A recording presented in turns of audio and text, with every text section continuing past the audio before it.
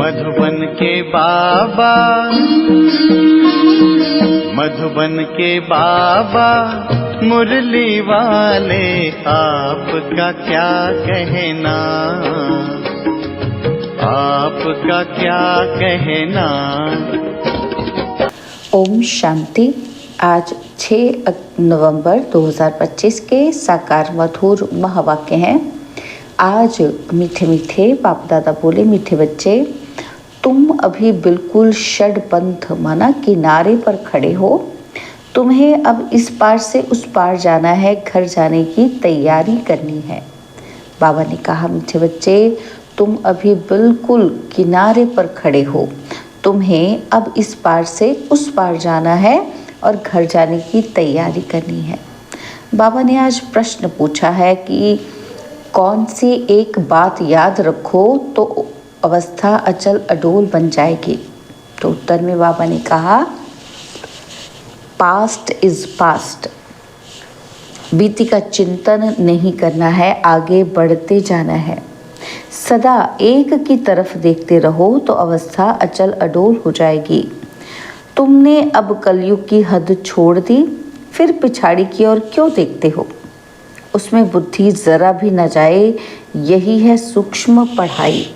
ओम शांति। दिन बदलते जाते हैं, टाइम पास होता जाता है। विचार करो कि सतयुग से लेकर टाइम पास होते होते अभी आकर कलयुग के भी किनारे पर खड़े हैं। यह सतयुग, त्रेता, द्वापर, कलयुग का चक्र भी जैसे कि मॉडल है। सृष्टि तो बड़ी लंबी चौड़ी है, उसके मॉडल रूप को तो बच्चों ने जान लिया है। आगे ही पता ही नहीं था कि कलयुग कब पूरा होता है, अब मालूम पड़ा है। तो बच्चों को भी बुद्धि से सतयुग से लेकर चक्र लगाए कलयुग के अंत में किनारे पर आकर ठहरना चाहिए। समझना चाहिए कि टिक टिक होती रहती है, ड्रामा फिरता रहता है। बाकी क्या हिसाब रहा होगा, जरा सा रहा होगा। आगे पता ही नहीं था, अभी बाप ने समझाया है। बाकी कोना आकर रहा है। इस दुनिया से उस दुनिया में जाने का अभी थोड़ा समय है। ये ज्ञान भी अभी मिला है।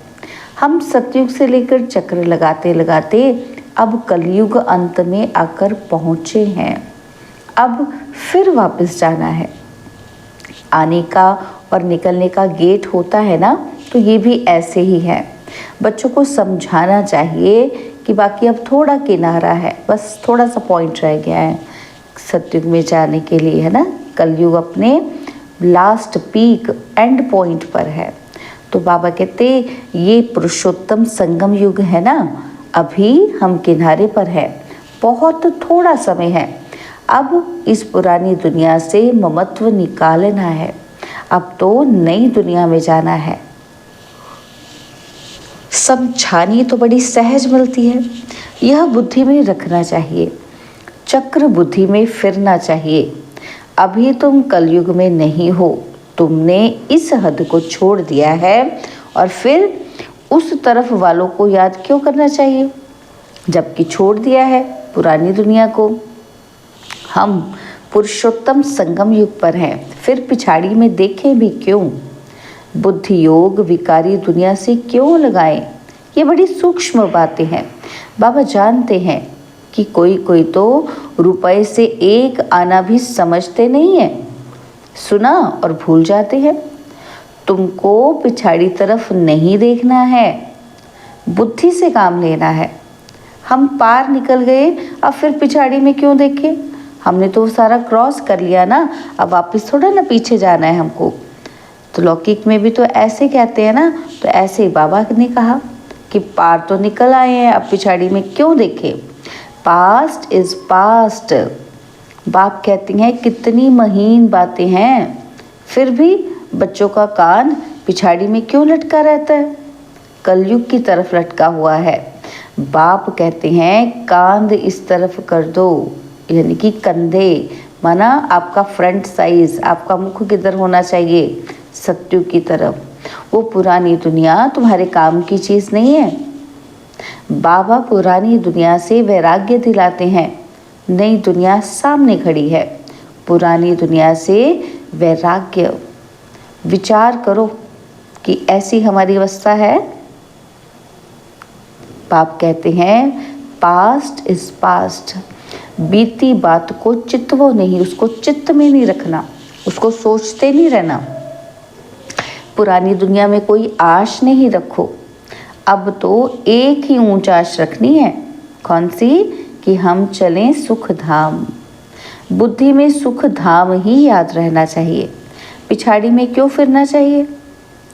परंतु बहुतों की पीठ मुड़ जाती है, टर्न हो जाते हैं, बैक टर्न कर लेते हैं।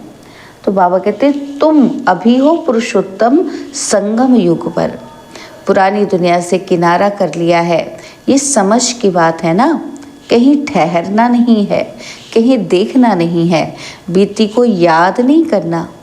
बाप कहते हैं आगे बढ़ते जाओ, पिछाड़ी को नहीं देखो कि उसने तो ऐसे किया था, वैसे किया था, है ना। अपने आप को आगे बढ़ाते जाओ, एक तरफ ही देखते रहो, तब ही अचल स्थिर अडोल अवस्था रह सकती है। बाबा की तरफ देखेंगे तभी हम स्थिर रहेंगे। दूसरों की तरफ देखते जाएंगे तो क्या होगा? उसने ऐसा कह दिया, उसने वैसा कह दिया, अवस्था गिर जाएगी। तो बाबा कहते उस तरफ देखते रहेंगे तो पुरानी दुनिया के मित्र संबंधी आदि ही याद पड़ते रहेंगे। नंबरवार तो है ना। कल गिरा तो एकदम दिल हट जाती है। ऐसी ग्रहचारी बैठ जाती है जो मुरली सुनने पर भी दिल ही नहीं होता। विचार करो कि ऐसे होता है ना हमारे साथ।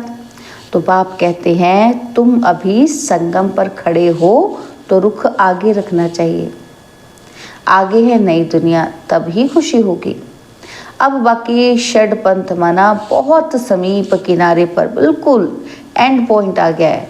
अब कहते हैं वहां पर खड़े हैं हम अभी, सृष्टि के एंड पॉइंट पर, इस कल्प के एंड पॉइंट पर। तो बाबा कहते हैं ना अभी तो अपने देश के झाड़ देखने में आते हैं। आवाज करो तो झट वह सुनेंगे। षडपंथ बिल्कुल सामने है। तुम याद करते हो और देवताएं आ जाते हैं। आगे थोड़ी आते थे। सूक्ष्म वतन में ससुर घर वाले आते थे क्या सूक्ष्म वतन में? अब तो पियर घर और ससुर घर वाले आकर मिलते हैं। फिर भी बच्चे चलते चलते भूल जाते हैं। बुद्धि योग पिछाड़ी में हट जाता है।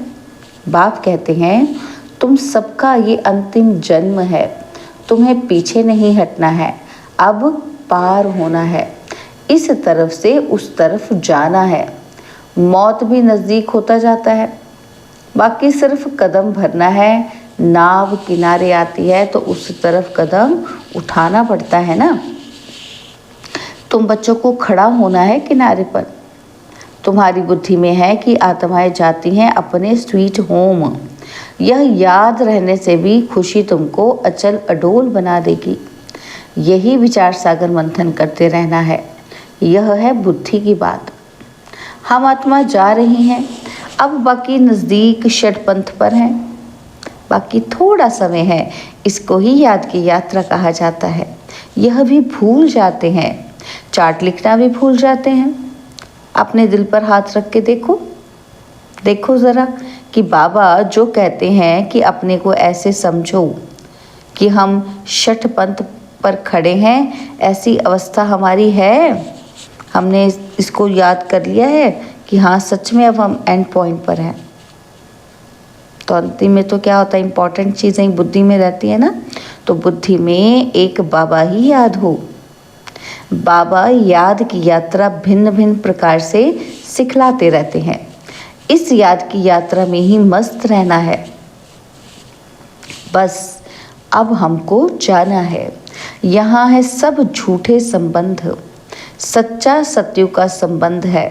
अपने को देखो कि हम कहाँ खड़े हैं। सत्युग से लेकर बुद्धि में ये चक्र याद करो। तुम स्वदर्शन चक्रधारी हो ना, तो सतयुग से लेकर चक्र लगाए आकर किनारे पर खड़े हुए हो। षडपंथ हुआ ना, कई तो अपना टाइम बहुत व्यर्थ गवाते रहते हैं। 5-10 मिनट भी मुश्किल याद में रहते होंगे। सुदर्शन चक्रधारी तो सारा दिन बनना चाहिए, ऐसे तो है नहीं। बाबा भिन्न भिन्न तरीके से समझाते हैं, आत्मा की ही बात है। तुम्हारी बुद्धि में चक्र फिरता रहता है, बुद्धि में ये याद क्यों नहीं रहनी चाहिए? अभी हम किनारे पर खड़े हैं, ये किनारा बुद्धि में क्यों नहीं याद रहता है? जबकि जानते हो कि हम पुरुषोत्तम बन रहे हैं, तो जाकर किनारे पर खड़े रहो, ज्यों माफिक चलते ही रहो। क्यों नहीं ये प्रैक्टिस करते हो? देखो बाबा ने कहा रुकना नहीं है, चाहे ज्यों माफिक चलते रहो। क्यों नहीं चक्र बुद्धि में आता है? ये सुदर्शन चक्र है ना, तो बाबा शुरू से लेकर सारा चक्र समझाते रहते हैं। तुम्हारी बुद्धि सारा चक्र लगाए आकर किनारे पर खड़ी रहनी चाहिए और कोई भी बाहर का वातावरण झंझट ना रहे। दिन प्रतिदिन तुम बच्चों को साइलेंस में ही जाना है, टाइम वेस्ट नहीं करवाना है। पुरानी दुनिया को छोड़ नए संबंध से अपना बुद्धि का योग लगाओ। योग नहीं लगाएंगे तो फिर पाप कैसे कटेंगे? तुम जानते हो कि ये दुनिया तो अब खत्म ही होनी है। इसका मॉडल कितना छोटा है, 5000 वर्ष की दुनिया है। अजमेर में स्वर्ग का मॉडल है, परंतु किसको स्वर्ग याद आएगा क्या? वो क्या जाने स्वर्ग से। समझते हैं स्वर्ग तो 40,000 वर्ष के बाद आएगा। बाप तुम बच्चों को बैठ समझाते हैं कि इस दुनिया में कामकाज करते बुद्धि में ये याद रखो कि ये दुनिया तो खत्म होने वाली है, अब जाना है। हम पिछाड़ी में खड़े हैं, कदम कदम जो मिसल चलता है।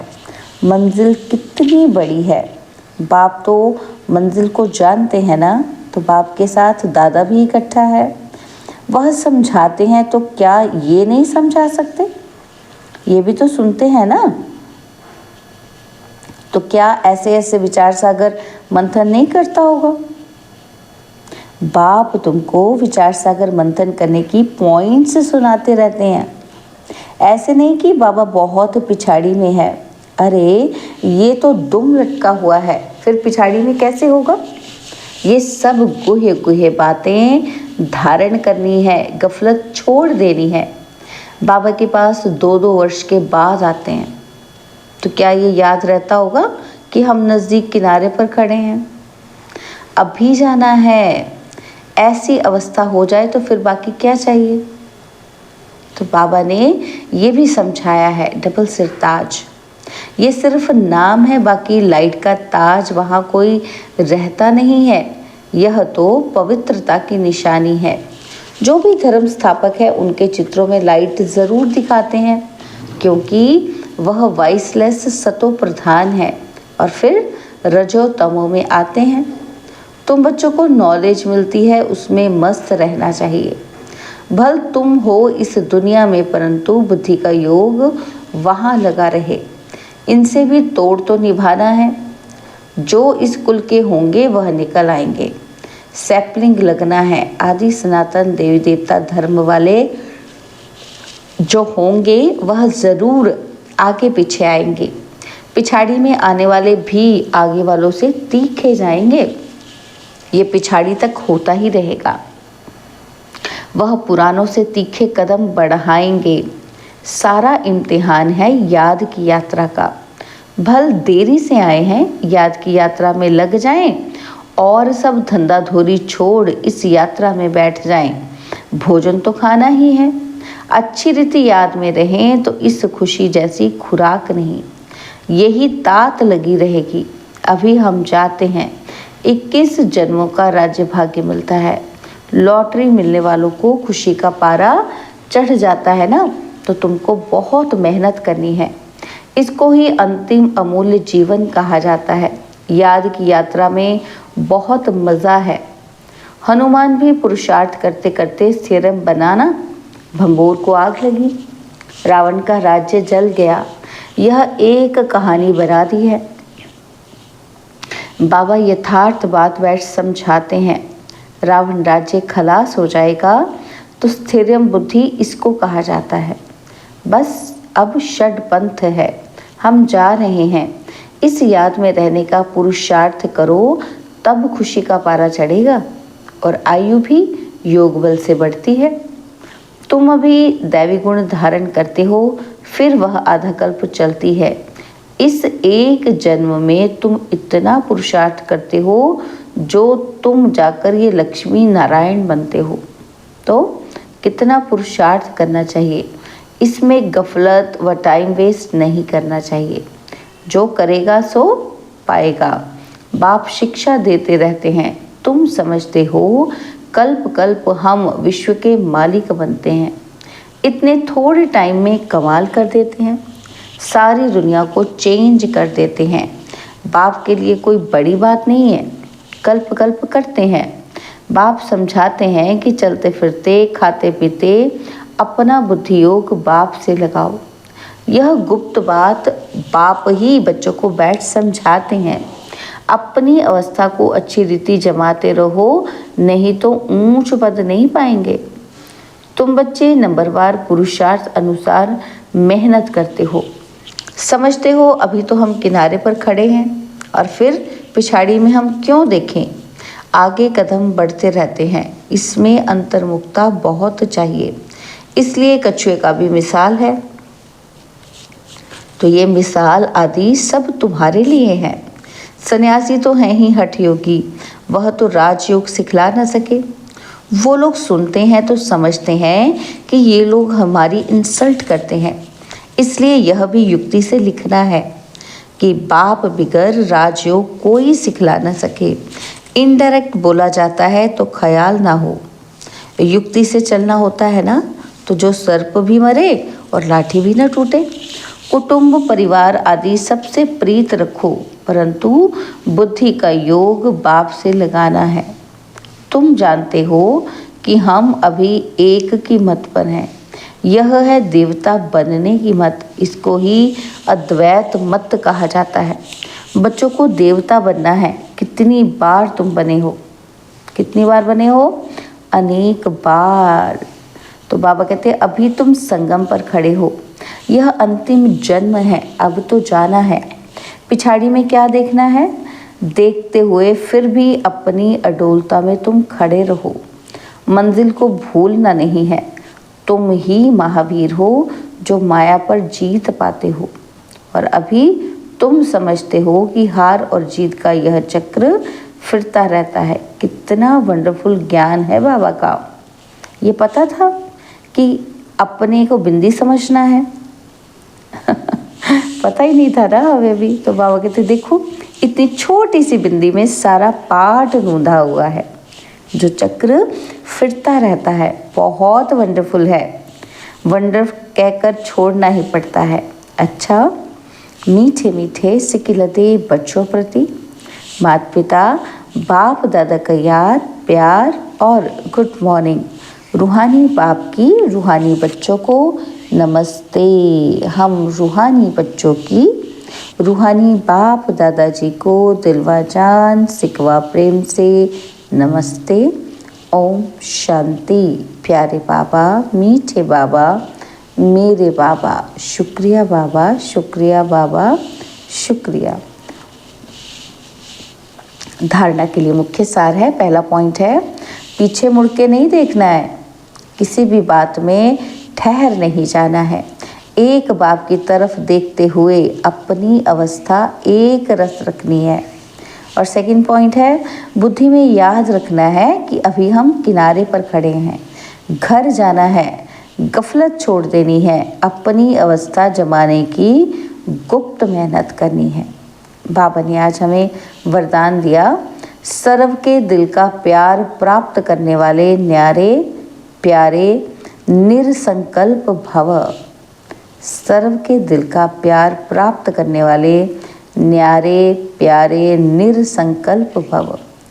जिन बच्चों में न्यारे और प्यारे रहने का गुण व निरसंकल्प रहने की विशेषता है, अर्थात जिन्हें ये वरदान प्राप्त है, वे सर्व के प्रिय बन जाते हैं, क्योंकि न्यारेपन से सबके दिल का प्यार स्वतः प्राप्त होता है। वे अपनी शक्तिशाली निसंकल्प स्थिति व श्रेष्ठ कर्म द्वारा अनेकों की सेवा के निमित्त बनते हैं। इसलिए स्वयं भी संतुष्ट रहते और दूसरों का भी कल्याण करते हैं। उन्हें हर कार्य में सफलता स्वतः प्राप्त होती है। स्लोगन: एक बाबा शब्द ही सर्व खजानों की चाबी है। इस चाबी को सदा संभाल कर रखो। तो बाबा के अव्यक्त इशारे: अशरीरी व विदेही स्थिति का अभ्यास बढ़ाओ। बाबा कहते हैं जैसे 1 सेकंड में चोले से अलग तभी हो सकेंगे जब किसी भी संस्कारों की टाइटनेस नहीं होगी। जैसे कोई भी चीज़ अगर चिपकी हुई होती है तो उनको खोलना मुश्किल होता है और हल्के होने से सहज ही अलग हो जाती है। वैसे ही अगर अपने संस्कारों में ज़रा भी इजीपन नहीं होगा तो फिर अशरीरीपन का अनुभव नहीं कर सकेंगे। इसलिए इजी और अलर्ट रहो। अच्छा, ओम शांति। और अब यह एक बहुत अच्छी वीडियो भी ज़रूर देखें।